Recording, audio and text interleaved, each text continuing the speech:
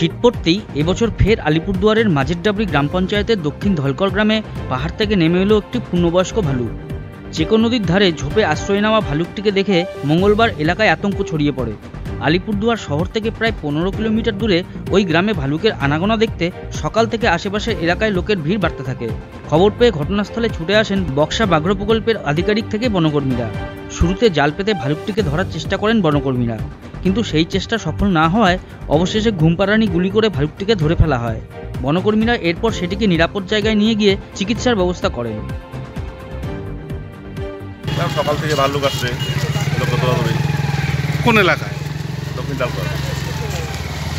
ভাল্লুকটা কি কারো ক্ষতি করেছে? না না না, কোথায় ছিল?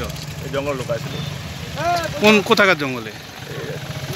ডাঙ্গা বলে, ডাঙ্গা চেকো নদীর পাড়ে। হ্যাঁ, চেকো নদীর পাড়ে। চেকো নদী।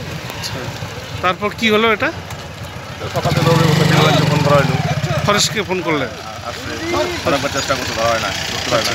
আচ্ছা, তারপর নেট দিয়ে করলো, ইঞ্জেকশন করলো, নেট দিয়েও ধরা পড়েনি। পরে ঘুমপাড়ানি গুলিতে ধরেছে। এর আগে এসেছিল কখনো? না, এর আগে দেখি নাই। আপনার বাড়ি কোথায়? পাশে এখানে। আপনার বাড়ির পাশে এসেছিল? দেখেছেন? বাড়িতে ঢুকেছিল কারো? না, কারো বাড়িতে ঢুকেনি। বয়স্ক আমরা এখনো তো বুঝতেই পারছেন যে আমরা সবে রেস্কিউ করেছি, মেল ফিমেল এগুলো আমরা পরে দেখছি। কোথা থেকে বেরোচ্ছে সেটা? এটা আমাদের চেকোর জঙ্গল থেকেই বেরিয়েছে। আনুমানিক খবর যা সকালবেলা থেকে আমাদের কাছে চেকোর জঙ্গল থেকে বেরিয়েছে। ঠিক আছে, কোনো ক্ষতি হয়নি স্যার? না, কোনো রকম কোনো কারোর কোনো ক্ষতি হয়নি। কখন করে আপনারা রেস্কিউ করতে পারবেন?